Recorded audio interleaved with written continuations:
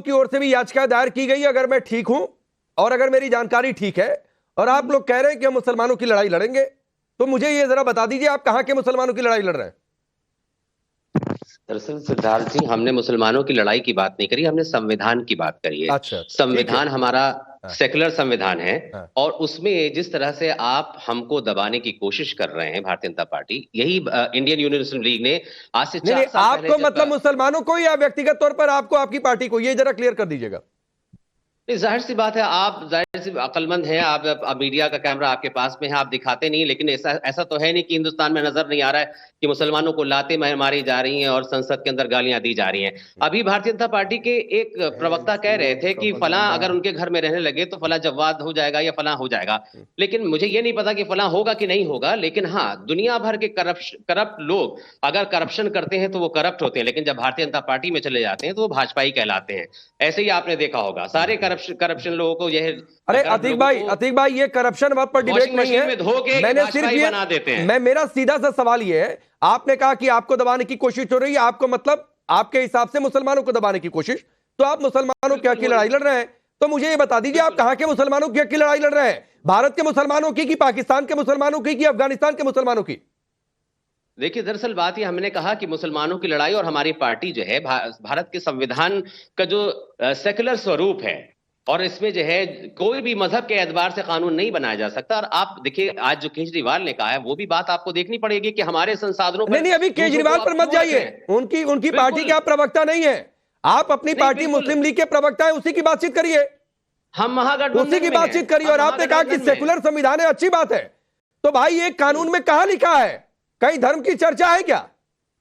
नहीं, आप जब भारत में पहले से शरणार्थियों को या किसी को नागरिकता देने का कानून है, हाँ। तो आप इसमें मुसलमानों को अलग क्यों कर रहे हैं? वो इसलिए हम मुसलमानों की लड़ाई लड़ रहे हैं, इसीलिए तो पूछ रहा हूं कि आप कहां के मुसलमानों की लड़ाई लड़ रहे हैं अतीक भाई?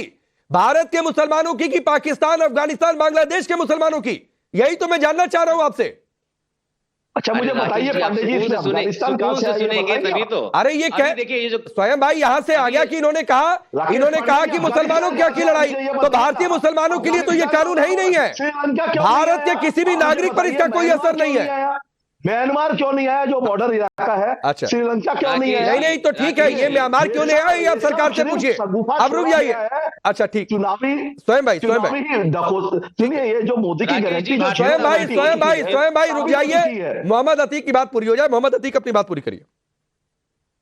राकेश जी, जाहिर सी बात है, जब बाहर के लोग आएंगे, ये भारतीय जनता पार्टी जो है हमारी तादाद को के ऊपर दूसरे लोगों की तादाद को मुसल्लत कर देना चाहती है, ताकि हमारी तादाद जो है मुख्तसर हो जाए दूसरों की तादाद पर। इसलिए ये चाहते हैं कि इस तरह से हमारे हक मारे जाएंगे, क्योंकि ये अपनी तादाद को, दूसरों की तादाद को मुसल्लत कर देंगे हमारे ऊपर। और इनको जो डेमोग्राफिक जो ये कह रहे हैं ना, हमारा प्रॉमिस था, ये इसके पीछे यही एजेंडा है इनका, कोई प्रॉमिस नहीं है, इनका यही एजेंडा है कि पहले हम सीए लाएंगे, उसके बाद एनआरसी लाएंगे, एनपीआर लाएंगे, और मुसलमानों की जो संख्या है ऐसे, अरे अतीक भाई ऐसे नहीं होता है, कोशिश करेंगे। शुभराज था, पहले तो ये तय नहीं कर पा रहे हैं कि ये दूसरे लोगों को लाया जा रहा है इसलिए विरोध कर रहे हैं, कि मुसलमानों को नहीं लाया जा रहा है इसके लिए विरोध कर रहे हैं। मैंने नहीं आप नहीं समझ पा रहे हैं शुभराज साहब, मेरा सीधा सवाल था, ये कह रहे हैं मुसलमानों को दबाया जा रहा है, तो भाई भारत के मुसलमानों की हक की लड़ाई की पाकिस्तान, अफगानिस्तान के मुसलमानों की हक की लड़ाई? राकेश जी, आप कंफ्यूज हो जाते हैं। नहीं मैं कंफ्यूज नहीं हो रहा हूं, जवाब मिल जाता है तो आप कंफ्यूज हो जाते हैं। नहीं मैं बिल्कुल कंफ्यूज नहीं हुआ हूं।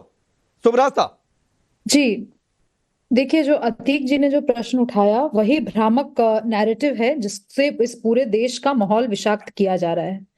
प्रथम दृष्टया भारत के मुसलमानों को लेकर के इस कानून जो सीएए आया है उसमें चर्चा ही नहीं है। जो सिटीजनशिप भारत के मुसलमानों की है उनको लेकर के जब चर्चा ही नहीं है तो ये बहस क्यों हो रही है कि उनको दबाया जा रहा है, कुचला जा रहा है? सुन लीजिए अतीक भाई, सुन लीजिए अतीक भाई, सुन लीजिए, ऐसे नहीं बहस हो सकती राकेश जी। नहीं मैंने रोक दिया। अतीक भाई सुन लीजिए, अभी सिर्फ शुभराज तक की आवाज जा रही है।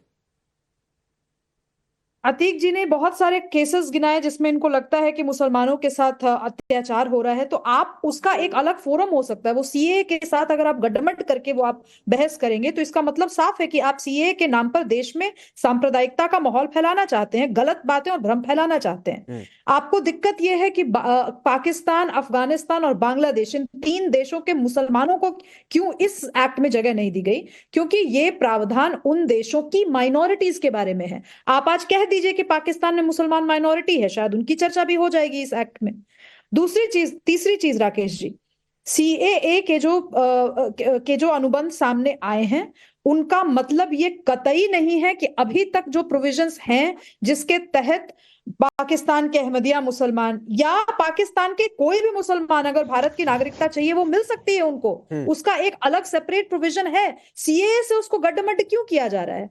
आप देखिए राकेश जी, बहुत सिंपल सी स्थिति है, बहुत सारी पॉलिसीज हमारे सिटीजनशिप को लेकर के हैं, उन पॉलिसीज के साथ कोई एग्जिस्टिंग पॉलिसीज के साथ कोई खिलवाड़ है ही नहीं। सीएए के तहत कुछ माइनॉरिटीज को, बाकी जो देशों की चर्चा की जा रही है उन देशों के माइनॉरिटीज की चर्चा की जा रही है। और मैं एक बता दूं कि ये माइनॉरिटीज कौन है, मूलतः हिंदू समुदाय से हैं, मूलतः सिख समुदाय से हैं।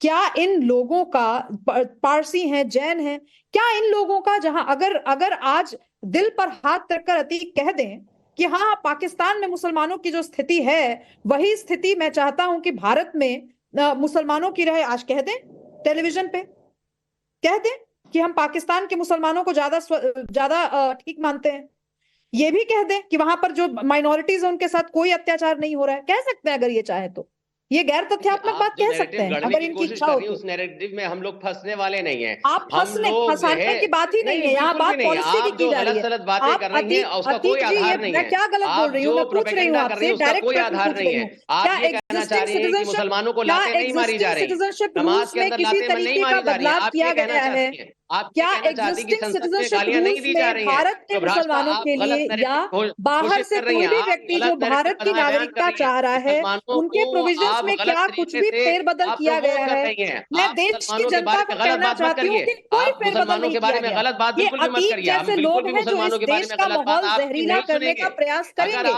इसमें हिंदू मुसलमान करेंगे, क्योंकि इनकी राजनीतिक रोटियां वैसे ही सेकी जा सकती हैं। मैं पूछ रही हूँ आपसे, आप बताइए ना इस एक्ट के किस प्रोविजन के तहत भारत के मुसलमानों को कमतर बताया जा रहा है, बता दीजिए। ठीक है, ठीक है, ठीक है, नहीं ठीक है, लेकर बैठी हूँ, मैं एक्ट लेकर बैठी हूँ, आप ठीक है, कहिए कि हाँ ठीक है। अतीक भाई आ रहा हूँ, अतीक भाई आ रहा हूँ। अब जवाब, आप क्या शुभ रास्ता के इस सवाल का जवाब देंगे?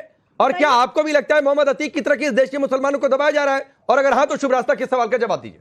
नहीं देखिए क्या है, मुझे क्लॉज और सब क्लॉज बता दें कि भारत के मुसलमानों की चर्चा मैं अभी बता दीजिए, खबर करिए थोड़ा सा। देखिए क्या है, एक और चुनावी स्टंट भारतीय जनता पार्टी खेलने जा रही है चुनाव से पहले। नंबर एक बात, जब CAA का 2019 के अंदर कानून लेकर के आए और उसके ऊपर चर्चा हुई, फिर दिल्ली विधानसभा के चुनाव हो रहे थे, शायद आपको पता होगा। दिल्ली विधानसभा चुनाव के अंदर माननीय गृह मंत्री जी का एक स्टेटमेंट था बाबरपुर विधानसभा के अंदर कि बटन इतना जोर से दबाना कि करंट जो है वो शाहीन बाग को लगे। और उसके बाद